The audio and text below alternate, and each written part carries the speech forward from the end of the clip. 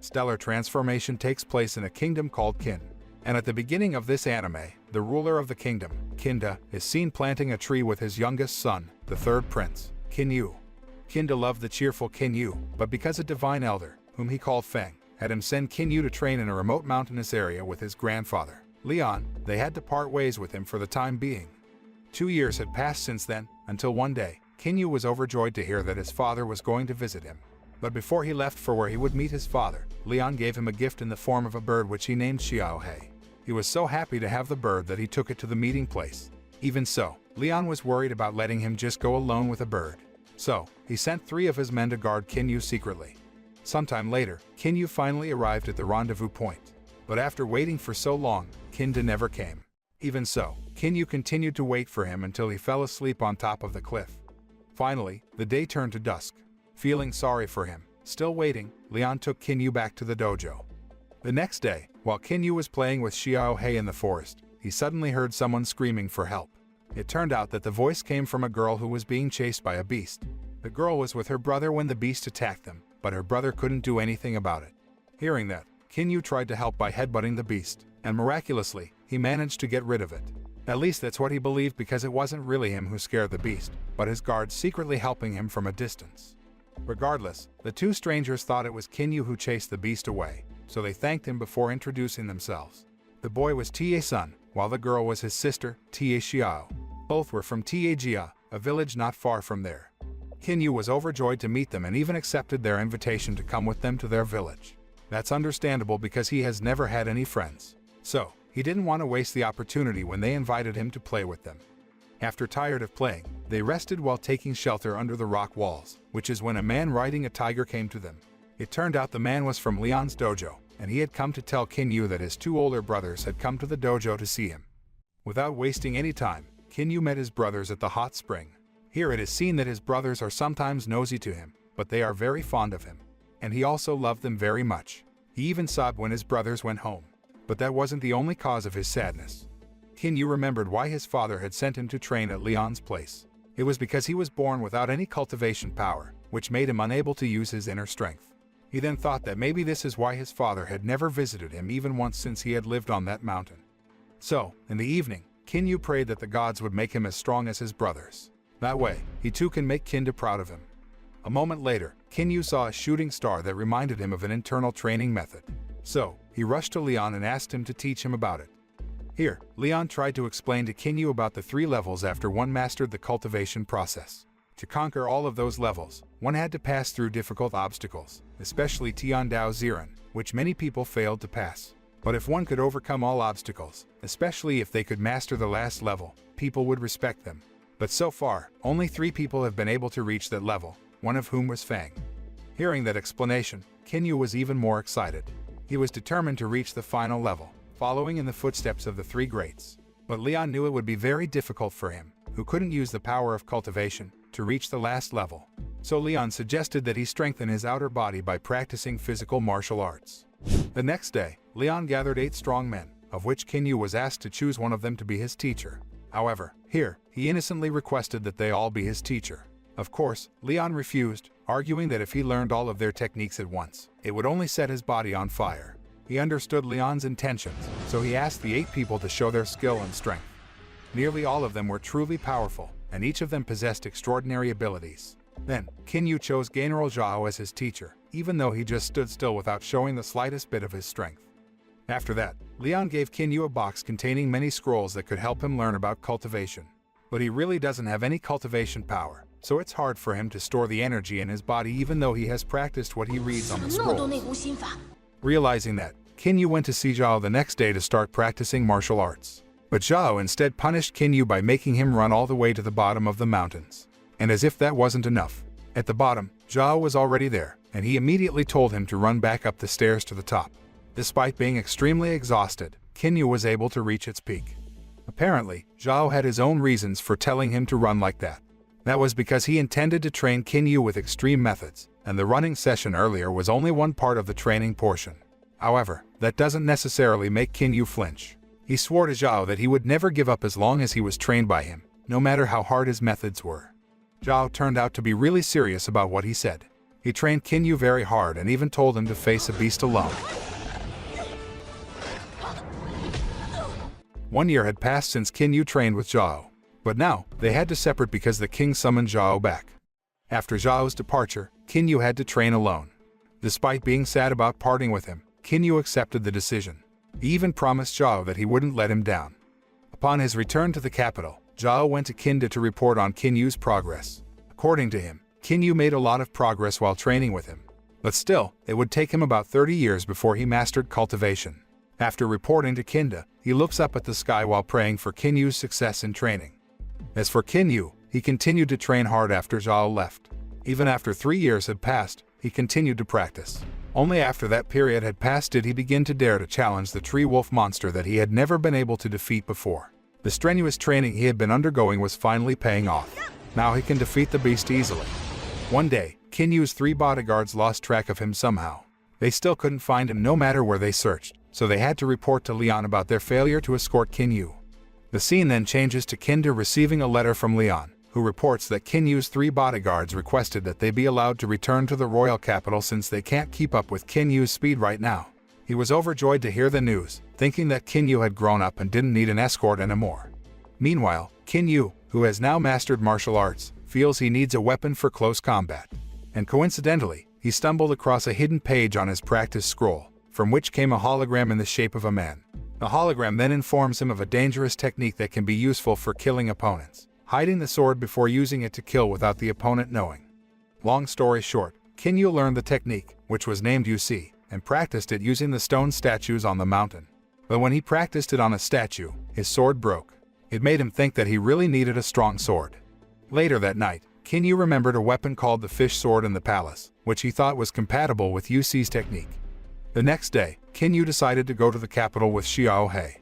But before that, he first stopped by Ta Jia village to say goodbye to Ta Sun and Ta Xiao, promising to bring gifts for them when he returned from the capital. He didn't realize that while talking with the 2 siblings, a mysterious masked man was secretly watching the village from a distance. After several days of traveling, Kinyu finally arrived at the palace in the capital. He was greeted by an elder named Gei, who thought he had come to see Kinda. Gei regretted his untimely arrival because Kinda was currently on the battlefield. Kinyu then informed Gei that he had not come to the palace to meet his father but to pick up a sword. And so, Gei led him into a forbidden room containing many weapons, one of which was the fish sword he wanted. But at the same time as he took the sword, the masked man seen earlier had entered Ta Jia village. After taking the sword with him, Kinyu returned to the mountain. But unfortunately, before he arrived, Ta Jia village was attacked by the masked man who turned out to be a bandit. What's worse is that he brought his bandits to the village where they massacred anyone they could see indiscriminately, including the father of Ta Sun and Ta Xiao. Fortunately, when they were about to kill the 2 siblings, Kinyu had already arrived at the village, and he immediately helped them. Although, he was a little late. One of the bandits had slashed his machete at Ta Xiao and severed her hand. Realizing that Kinyu had decent skills, the bandit leader introduced himself as Bai Shan of the Black Wind sect. Perhaps he hoped that Kinyu would duel him after he introduced himself. However, Kinyu paid no attention to Bai Shan's self-introduction and gave the gift he promised to Ta Xiao. Then, with an angry voice, he swore he would destroy Bai Shan as punishment for what he did to the villagers. Knowing that Kinyu was serious, Bai Shan took his sword and attacked him, but Kinyu could dodge his attack easily. It didn't even take him much effort to kill Bai Shan. Seeing their leader dies in disgrace, the bandits immediately ran away. However, Kinyu decided not to chase after them, which confused Ta Sun. Why didn't he kill the rest of the bandits when he could easily kill the leader? Here, Kinyu, who had just killed a human for the first time, felt that the bandits had already received enough punishment with the death of their leader. He didn't want to smear his hands with more blood by killing the rest of the bandits. But Ta Sun didn't agree with his idea. It was true that killing was wrong. He knew that too. But Ta Sun was afraid that if they let the bandits escape, sooner or later, they would return for revenge and kill more villagers. But Kinyu remained unmoved, even though Ta Sun kept trying to persuade him by saying that they had to kill the bandits to protect the village. Later that night, Kinyu asked Ta Sun and Ta Xiao to come with him and stay at the Leon residence because, after all, their parents had already died at the hands of the bandits. It would be difficult for them if they were just the 2. But before they could discuss it any further, they heard the screams of the villagers telling them that the bandits were back. Sure enough, the bandits came back led by Bai Shan's brother, Wu Qi, who ordered his men to release fire arrows. Seeing the fire engulfing the villagers' houses, Kinyu finally realized that Ta Sun was right. They had to kill the bandits. Otherwise, they would keep coming back. With that, he started to attack Wu Qi, but his attacks did not affect him. Instead, Wu Qi threw him away. Realizing that he would not be able to defeat Wu Qi, Qin Yu chose to use another strategy. He kept running to dodge Wu Qi's attacks while at the same time killing his men. Annoyed that his opponent didn't want to face him, Wu Qi then threatened he would kill all the villagers if Qin Yu kept avoiding him. Hearing the threat, Qin Yu finally approached Wu Qi and accepted his challenge. Yet, Wu Qi proved to be stronger than him. He beats Qin Yu without giving him a chance to strike back, forcing Qin Yu to use Yu Xi's sword technique to kill him. Thus, the night ended with Qin Yu massacring all those bandits. Several years later, Qin Yu grew into a strong man, and so did Xiao He, who grew into a giant bird. Soon, he will even celebrate his coming-of-age ceremony. And it wasn't just them who grew up. Tia Xiao had also turned into a beautiful young woman. The scene switches to a man who dreams of being killed by Kinda. The man was the king of another country, Chu, worried his dream would come true one day. Therefore, he decided to send his men to infiltrate the ceremony to be held by King Kinda to find out his plans. On the day Qin Yu's coming-of-age ceremony was held, he invited guests to come to the palace. On this happy day, his eldest brother, Qin Feng, is in charge of welcoming the guests, and one of the guests was a big man named Sun Guanhong. Seeing his arrival, Qin Feng immediately reported to Kinda, asking his father to hurry to meet his guest of honor. Sun Guanhong was the king of a neighboring country. His coming to Qin was to attend Qin Yu's ceremony and to discuss the possibility of his kingdom joining forces with Qin to attack the Chu kingdom. Incidentally, Kinda also wanted to destroy the Chu kingdom, so he accepted Sun Guanhong's proposal without a second thought. Meanwhile, Qin Yu still hadn't arrived at the Qin King's palace. Well, that's because now he is working as an assassin nicknamed Tian Wang, and on his way to the capital city, he meets the person he wants to kill, Hao Tan, a criminal who often blackmails the villagers. Yes, even though he had grown into a man and chose to wear an Assassin's Creed-style cosplay in action, Qin Yu still adhered to his principle of eliminating bad people. He believes that every time he kills one bad person, it means he saves hundreds of innocent people. And so, without the slightest hesitation, he killed Hao Tan. That night, Qin Yu arrived at the palace, finally allowing the celebration party to begin. He felt guilty for arriving late, so he apologized to Kinda after the ceremony. Kinda forgave him, and then he took Qin Yu to a secret room underground to show him the statue of their ancestor, the first king of Qin, who was famous for being very great. One time, the great king was defeated by the first king of Chu in one great war, making the Qin kingdom gradually belittled by other kingdoms. But the defeat of the first king of Qin at that time was more due to the king of the Chu kingdom being assisted by cultivation masters, not because of his weakness. That's why Kinda now intends to avenge their ancestors by destroying the Chu kingdom. In addition, he wanted to avenge the death of his wife who was killed by the assassins sent by the king of Chu, Xiang Huang. Seeing that, Qin Yu and his brothers agreed to help realize his father's plan to attack the Chu kingdom. But unfortunately, Kinda did not allow him to participate. Apart from the fact that the Qin kingdom's strength is still inferior to the Chu kingdom, he thinks Qin Yu is still not strong enough. At the very least, he wanted Qin Yu to reach the last stage of cultivation before he helped him deal with the Chu kingdom. Although disappointed to be refused to participate, Qin Yu couldn't help but succumb to his father's wishes. One night, when Qin Yu and Xiao He were on top of a cliff, they suddenly saw a red glowing crystal falling from the sky. And just as he was about to take the red crystal, a giant monster attacked him as if it wanted the mysterious crystal too. Fortunately, Xiao He joined him against the monster, allowing him to obtain the red crystal. He did not know what the use or benefit of the crystal was, but to his surprise, it fused into his body.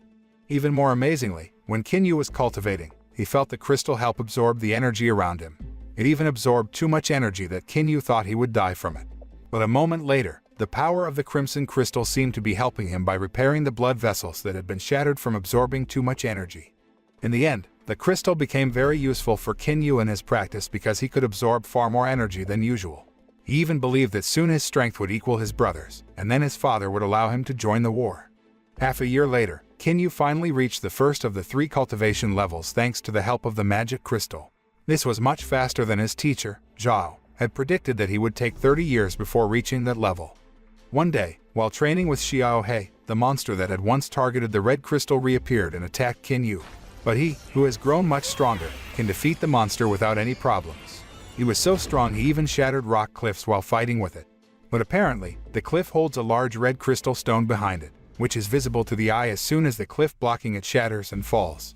The scene then shows us the intruders from the Chu kingdom who have entered the Qin capital. After gathering information, they sent a letter to their king, Xiang Huang, informing him that the Qin kingdom was planning to destroy the Chu kingdom. The news was also confirmed by San Guanhong, who betrayed Qinda. He even leaked all of Qinda's plans to Xiang Huang through a letter. In anticipation of Qin's attack, Xiang Huang ordered his confidants to ask the Black Waters bandits for help. Meanwhile, Qin Yu brought the crystal stone he had found before his family and court officials. The stone, however, was extremely sturdy and indestructible. Even the chief blacksmith of the kingdom, Sun Feng, couldn't put the slightest scratch on it in any way, leading him to suspect that the stone was a weapon material with god-level power. His guess was that perhaps only people who had reached level 3 of cultivation could destroy these crystal stones. Therefore, Qin Yu decided to ask Feng for help, who apparently recognized the crystal stone. In his opinion, it was a flaming iron stone. Indeed, it could be made into Lin Qi, weapons possessing spirit power. Feng then asks him what Lin Qi he wants, to which he replies he just wants his weapon strengthened and a pair of gloves. If there were any unused remnants of the stones, he wanted them to be given to Qinda. Feng was willing to make what Qin Yu asked for as long as he could get some of the iron stones, and Qin Yu allowed him to take it. His kindness touched Feng, who then promised to grant his every wish. Qin Yu seemed don't know what to ask. In the end, he just asked Feng to tell him what he needed to do to reach the highest level. And here's Feng's explanation. To reach the highest level is very difficult because one has to go through 49 misfortunes and 2 great misfortunes first. And to achieve immortality, one has to experience hundreds of misfortunes. But if they failed, one would turn into nothing but ashes. Then, while burning the iron stone, Feng declared his intention to Qin Yu to raise his rank to be immortal, and he was sure he could do it more easily if he could make Lin Qi from the iron stone that Qin Yu had given him. Next, he told Qin Yu about the great battle between the cultivation masters against the mysterious figure on the Qinlong cultivation island, which ended in the masters' deaths. It is said that the mysterious figure has the power like the sun that can burn the sky and destroy the earth. In the end, the tough guy died after being struck by lightning while trying to raise his level. But before he died, he formed 3 diagrams spread across Qianlong Island. The 3 diagrams contain the stellar transformation, giving anyone who learns it a way to obtain the sun. After hearing all that, Qin Yu intends to exceed his own limits while waiting for Feng to finish burning the iron stone and make his order. Elsewhere, Qinda finally finds out that the king of Chu has sent spies to the capital. He now felt no presence of anyone watching him, but he remained vigilant for fear that the spy would return at any moment. Over the next few days, Feng continued to burn the iron stone to create Lin Qi while Qin Yu focused on training. But at some point, Qin Yu became frustrated because he had now reached the final stage of the first level and had a hard time reaching the second level. He didn't even know how he could level up. But after a moment of contemplation, while looking at the night sky, Qin Yu remembered what Leon had said once, that he had to be able to understand nature, heaven, and earth if he wanted to develop. So, by following his advice, Qin Yu continued his cultivation. Leon's method proved to be very effective. When Qin Yu opened his eyes, his vision turned sharper. And not only that, but his hearing ability and range increased sharply. At first, he thought what he saw and heard was just a hallucination, but then he realized that he had made it to the second level. Almost at the same time, Feng finally finished burning the iron stone, which now looks like the stone has changed shape into several weapons and accessories, including the sword and gauntlet Qin Yu ordered.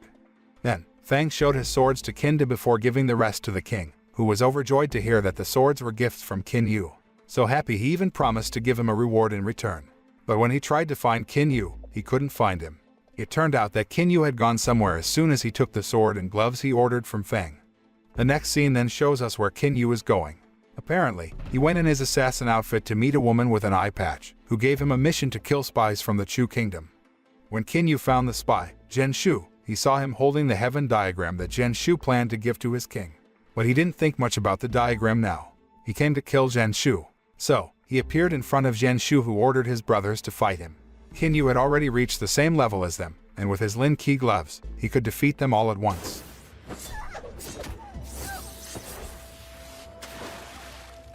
On the other hand, Zhen Shu was furious to see his 2 younger siblings dead. He then attacked Qin Yu with incredible speed. In fact, his speed even surpassed Qin Yu's, making it very difficult for him to attack back. However, that was because Qin Yu had been wearing weights on his hands and feet all this time. Indeed, using them doesn't make sense when working as an assassin. But regardless, he could match Zhen Shu's speed after removing the weights on his legs and arms. They then clashed fiercely until he finally managed to kill Zhen Shu using Yu Ci's sword technique. And it turns out that the fight between the two was witnessed by the eye patch woman from a distance. The scene then switches to 2 old men wearing white and black clothes who meet a man with a head covering. They informed him that Zhen Shu had been killed by the assassin. Meanwhile, King Xiang Huang was furious in the Chu kingdom when he knew that Zhen Shu had been killed.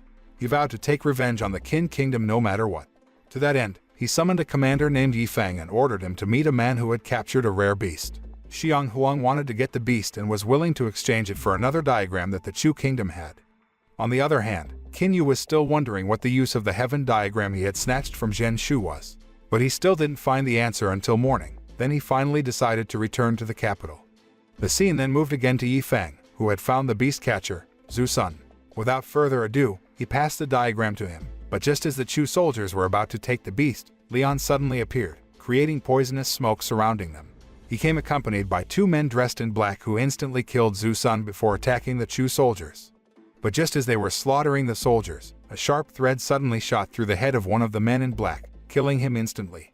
It turned out that the thread came from Yi Feng's father, Yi King Yu, who was somehow dressed like this. Even so, he is a formidable fighter and an old enemy of Lian, as seen from the course of the duel between them moments later.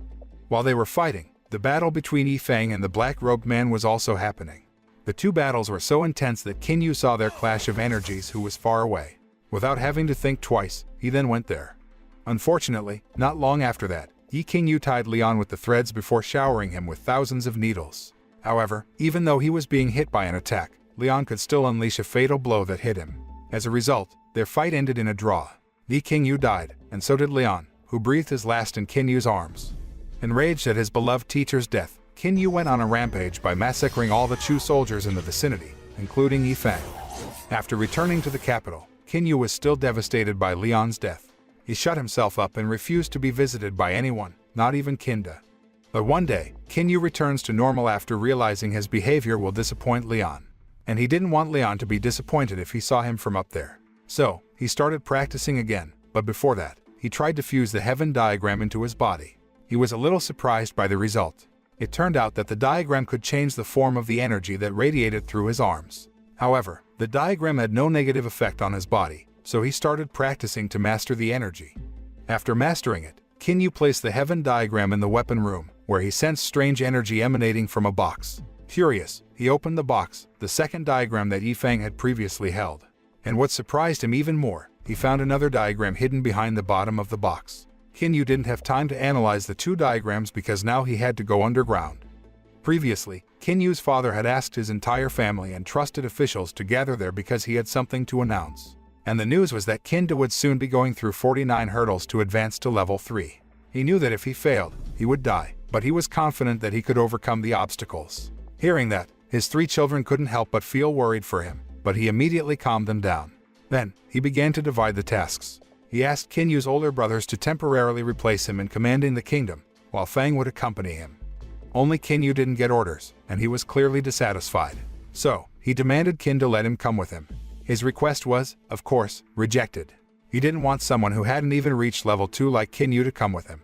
It would be too dangerous for him. Qin Yu hadn't told Qinda that he had advanced to the 2nd level, so he was now trying to show his strength by clashing blows with the black-robed old man.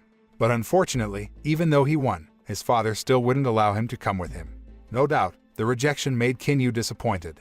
Even though he had trained until he could reach level 2, his father still wouldn't acknowledge him. So, to vent his frustration, he started training with the second diagram that seemed to form his energy into armor. The scene switches to King Xiang Huang being visited by a man named Lan, who informs him that Qinda will soon undergo a level-up trial. The news made Xiang Huang worried. He was afraid that Qinda would succeed in leveling up. The Chu kingdom had always had an advantage over the Qin kingdom because they had 2 level 3 warriors, compared to Qin, who only had 1 level 3. But if Qinda managed to level up, it would mean that the Qin kingdom would have 2 people with level 3 cultivation, Qinda and Feng. It would equal Chu and Qin's strength, making it difficult for Xiang Huang to destroy Qin. So, to prevent his fears from becoming a reality, Xiang Huang enlisted the help of the 2 brothers who had reached level 3, Wuda and Wu Xing. He even went straight to them and gave them a small bottle which, whatever the contents, was able to get the 2 brothers to agree to his request. He also prepared 4 assassins to assist them in killing Qinda. While Xiang Huang is busy devising his plans, Qin Yu continues to carry out his mission as an assassin to kill bad people. And now, he had even mastered the 3rd diagram which gave him armor resistant to the opponent's attacks. One night, the eye patch woman informs Qin Yu of someone who wants to see him, and that person turned out to be the old man in black robes who wanted to ask him for help to escort the king of Qinda on his journey to level up. Currently, Kinyu has not revealed to anyone that he works as an assassin. So, he accepted the mission without taking off his mask because he knew that if his father realized that the assassin hired to protect him was none other than his own son, he would send him home. After everything was ready, his party set out for the location where he would cultivate. On this occasion, Kinyu brought Xiaohei with him even though he hid the bird from the others because he wanted to hide his identity. After a long journey, they decided to spend the night in a city. They did need to rest that night because the next day, they would pass through the boundless desert, a dangerous area filled with monsters. Because of that, Kinda allowed Kinyu, the assassin, to withdraw from the mission if he wished. Kinda would not blame him if he decided so because the journey they were about to go through was indeed very dangerous. However, Kinyu refused to back down. He was very happy to accompany Kinda even though he had to disguise himself as an assassin. So, he tried to calm Kinda and told him that this trip, despite the dangers, was very useful for testing his strength. He wouldn't even regret if he had to die on their way. The next day, the group continued their journey, and this time they walked through the boundless desert. They continued until they finally arrived at their destination, the King Leon Mountains. And once they got there, Kinda asked Fang to find a suitable place for his meditation. Fang then directed them to a cave, where he released his Lin Ki to create 8 diagrams that could absorb the energy of heaven and earth. With it, he could create a barrier for Kinda while he was cultivating, which could not only protect him from attacks but also from disturbing noises. With the preparations completed, Kinda can begin the ritual. Here, Fang asked the rest of the party to protect him while meditating, but they were forbidden to help him as he went through the 49 obstacles which took the form of powerful lightning strikes. After that, Fang ended his instructions by giving them a seal to prevent them from being exposed to illusions if enemies attacked. Not long after, a tremendous thunderbolt began to strike, but they can still be calm. The shield that Fang made was still able to withstand it. However, at the same time, Wu Dai, Wu Xing, and the 4 assassins arrived at King Leon Mountain, and they knew where they could find their assassination target after seeing that lightning strike. On the other hand, Kinda finally managed to get past the first lightning strike thanks to the help of the shield created by Fang. But unbeknownst to him, Chu's assassination squad had reached the top of the cave, where they were observing him, waiting for the right moment to attack him. Wu Dai knew there would be 4 lightning strikes in the test, and they would attack Kinda during the second. Thus, as soon as the lightning struck again, they all jumped in unison to attack Kinda and his group. And without much difficulty, Wu Xing managed to destroy Fang's barrier. Seeing their arrival, Fang created the illusion of holding back the 4 assassins, which Kinyu immediately took advantage of to kill 2 of them. But his actions were seen by Wu Xing, who then attacked him in retaliation. However, even though the enemy was about to attack him, Kinyu refrained from using his Lin Ki weapon for fear of exposing his identity. Luckily, the 5 king guards could protect him from Wu Xing's attack. Meanwhile, Wu Dai fought Fang, who, according to him, was still far behind in strength. But to his surprise, Fang could keep up with his strength. And his surprise grew even more after Fang and the 5 king guards took out their Lin Ki weapons, which were said to be able to kill even level 3 people. But moments later, the 3rd lightning bolt was ready to strike, causing Kinyu and the others to worry about Kinda, who was no longer protected by the barrier. Fortunately, Kinda could withstand the lightning strike using his Lin Ki sword. Seeing that, Kinyu breathed a sigh of relief.